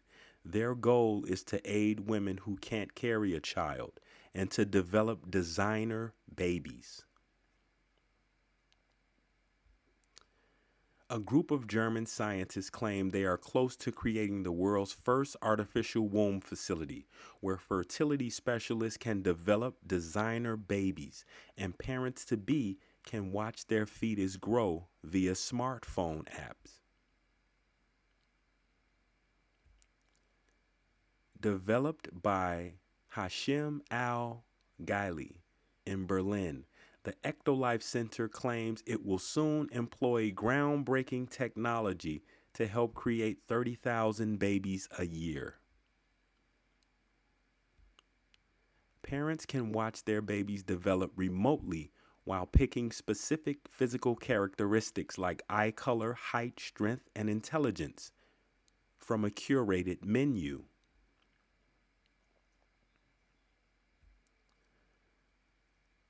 According to Scrubs Mag, the center will contain 75 equipped labs with 400 growth pods, or artificial wombs. The technology is ready. Right now, research on human embryos is not allowed beyond 14 days. After 14 days, embryos must be destroyed due to ethical concern. If these ethical restrictions are relaxed, I give it 10 to 15 years before Ectolife becomes widely used everywhere. babies in the artificial wombs would receive nutrients from two central bioreactors, or artificial umbilical cords.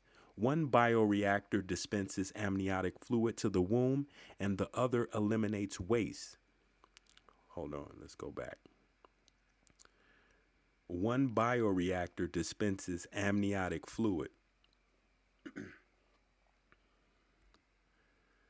It dispenses something, that's for sure. And the other eliminates waste. Once the baby is fully developed, it's delivered with a push of a button.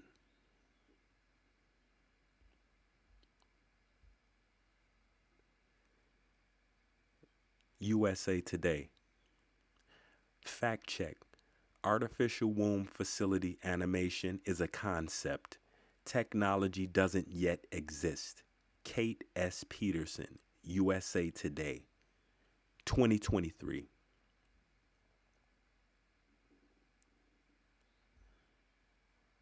They say, R rating, false. The video does not show existing technology or an existing company. Instead, the animation was intended to showcase a concept, according to the person who created it. Al Guiley told USA Today that Ectolife is not a real company and the animation does not represent contemporary technology. The technology depicted in the video doesn't exist yet, he said in an email. This is a concept and not a real life company. I understand that the video was taken out of context and some people shared it online as if it were real, he said. The main goal of creating the video was to ignite the discussion about an emerging technology and to highlight scientific progress in the field of ectogenesis.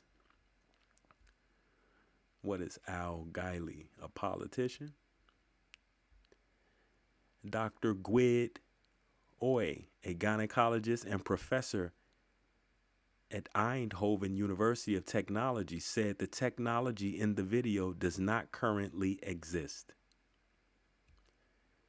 With current technology, it is not possible to gestate babies in artificial wombs.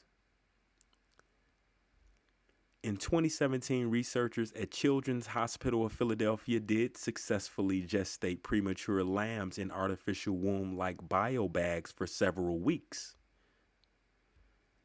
Complete ectogestation is highly unlikely in the near future, said Elizabeth Chloe Romanis, assistant professor of biological law at Durham University in the UK and co-director of gender and law at Durham.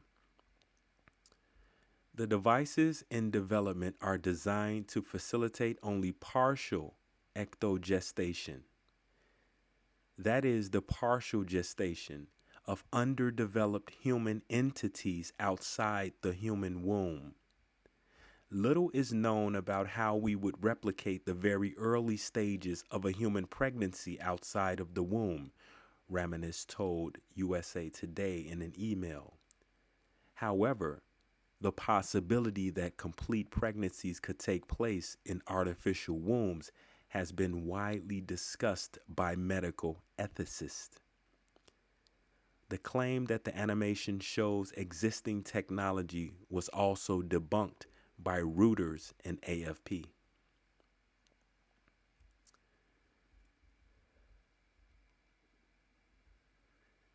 Chicago Kent Law Review, Volume 84, Issue 3 Symposium, Data Devolution, Corporate Information Security, Consumers, and the Future of Regulation.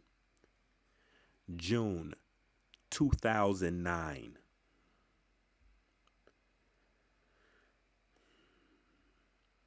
Okay, let's go up here. This is from USA Today. Fact check.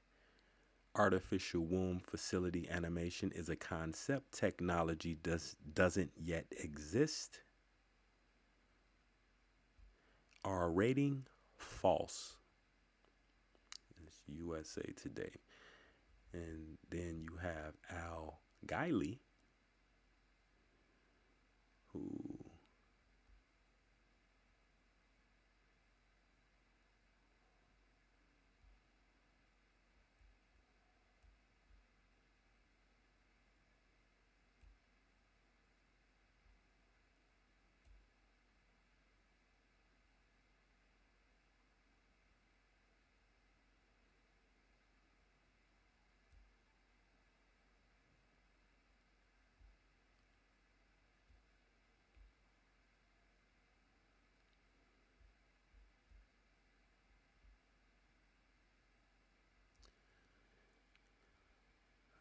developed by Hashim Al Guiley in Berlin. The Ecto Life Center claims it will soon employ groundbreaking technology to help create 30,000 babies a year.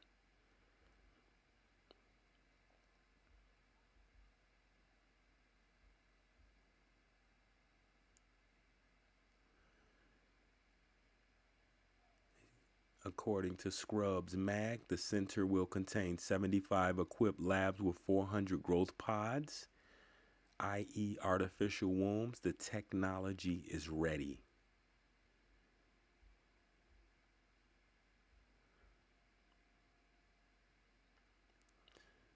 And USA Today did their fact check.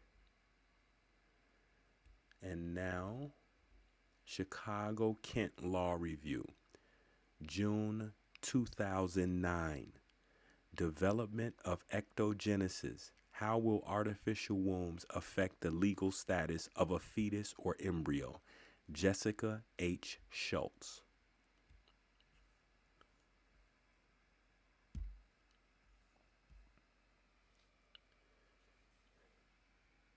Artificial womb technology would allow conception and fetal development to occur completely independent of a woman's womb, or allow a fetus to be transferred from a woman's womb to an artificial womb for the remainder of its gestation. Some commenters see ectogenesis, which is the process of the embryo or fetus developing in a device outside of the body, as a valuable medical development. Ectogenesis could help those who cannot carry a pregnancy, have genetic children without a surrogate, and could also save the lives of premature babies. The development of artificial wombs will cause babies to be treated as commodities and will debase women by replacing one of the woman's most unique natural abilities with man-made technology. The potential of this technology is fraught with legal questions, including how artificial wombs will affect the potential fathers and the state's interest in the fetus, whether contracts regarding artificial wombs might be enforceable, and who would bear liability for mishaps that might occur due to artificial womb use.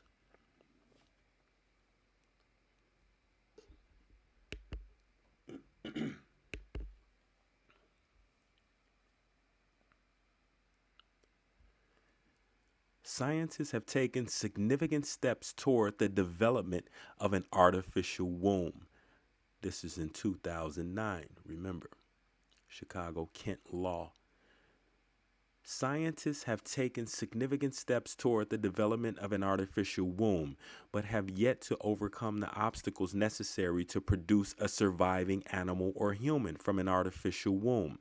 An artificial womb requires various components. There needs to be a shell to house the embryo or fetus, amniotic fluid to surround it, and a regulatory system through which the embryo or fetus can receive the proper amount of oxygen, nutrients, and hormones. The first component that a working artificial womb requires is an actual shell to hold the developing embryo or fetus. Thus far, shells have been constructed both out of man-made materials and out of human cells. Scientists have created artificial wombs for goat, mouse, and human embryos.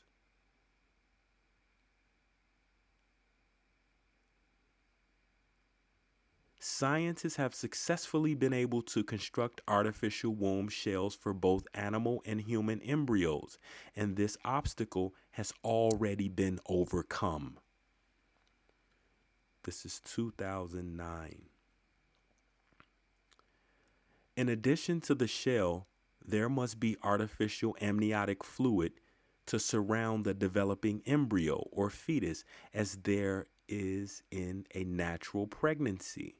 Artificial amniotic fluids have been used in both artificial wombs experiments with goats and human experiments with premature babies.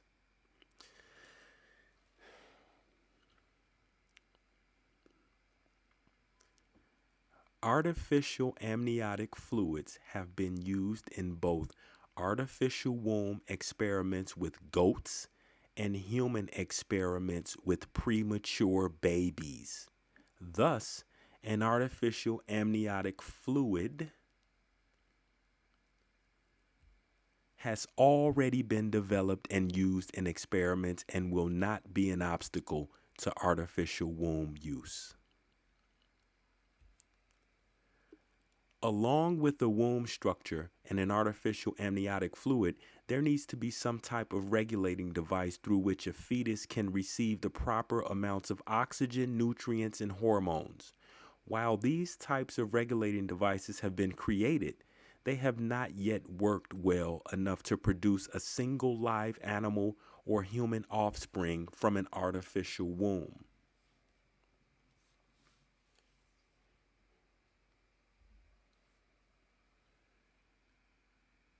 Dr. Kuwabara was able to take goat fetuses which had been extracted from their mother's womb and successfully connect them to his regulating device for 22 to 24 days.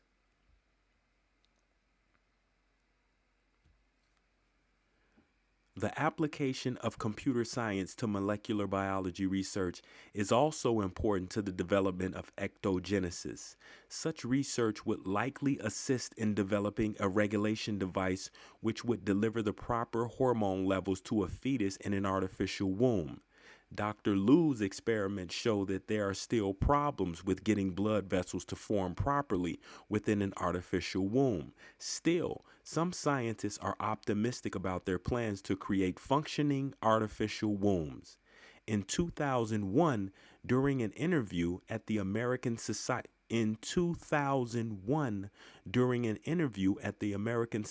for Reproductive Medicine conference, Dr. Liu stated that her final goal is an artificial uterus that could grow a baby to full term. As of 2005, Dr. Liu commented that she expects to have a functioning mouse womb in 5 to 10 years and a human model soon after that.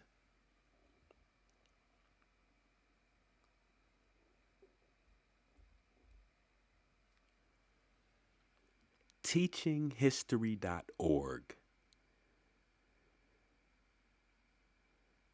In the 17th century, Dutchman Adrian van der Dunk described a woman's preparation for childbirth among the Mohawk and Mohican Indians in what is now known as New York. He stated that pregnant women would depart alone to a secluded place near a brook or stream of water and prepare a shelter for themselves with mats and coverings, where provided with provisions necessary for them. They await their delivery without the company or aid of any person. They rarely are sick from childbirth and suffer no inconveniences from the same. Many similar descriptions of solitary, painless births exist among European observers of the Americans. During their pregnancies, women restricted their activities and took special care with their diet and behavior to protect the baby. pregnant women avoided foods that they believed would harm the baby or cause unwanted physical characteristics. They believed that eating raccoon or pheasant would make the baby sickly or could cause death. Consuming speckled trout could cause birthmarks. And eating black walnuts could give the baby a big nose.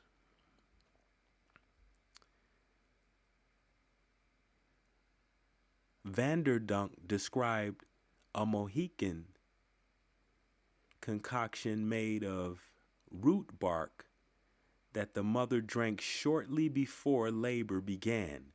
Many indigenous people used similar remedies. Cherokee women drank an infusion of wild cherry bark to speed delivery.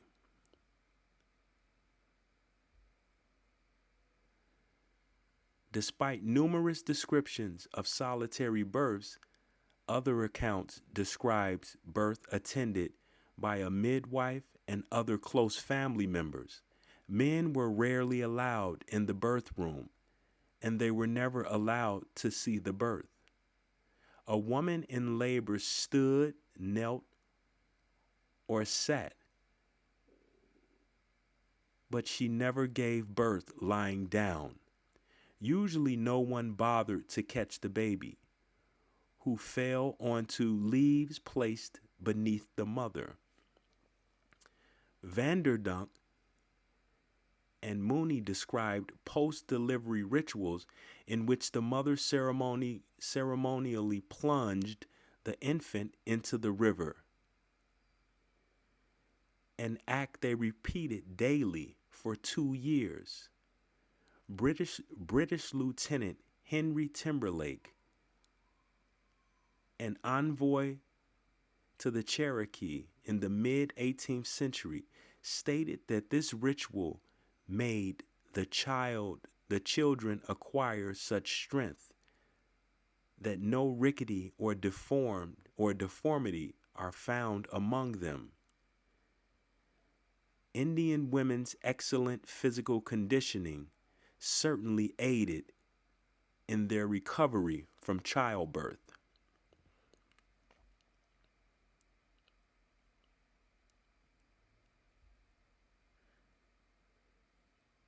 This is from the 1671 book America by Arnaldus Montanus, translated by John Ogilby. 1671 America, chapter 2, page 177.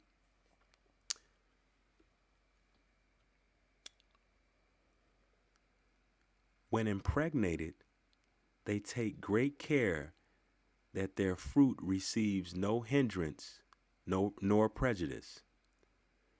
When the time of their delivery approaches, which they know exactly, they go to a melancholy place in the woods, though in the coldest weather, where they raise up a hut of mats and bring the child into the world without any help or company.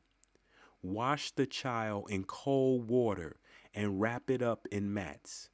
Then a few days after going home, they bring up the infants with great care, none putting them out to nurse.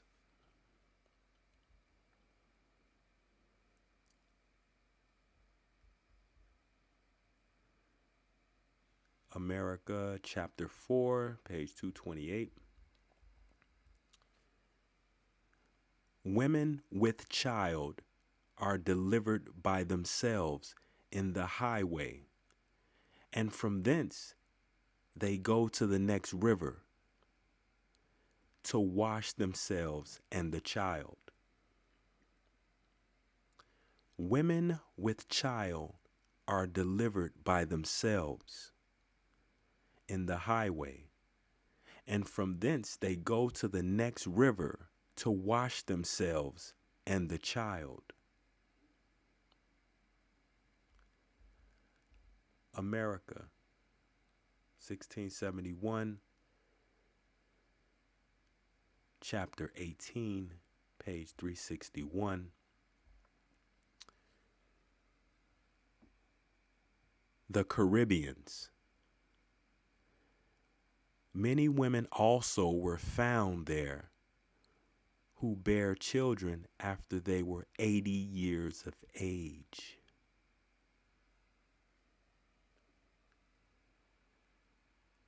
The Caribbeans, the Caribs, Jamaica. Many women also were found there who bare children after they were 80 years of age.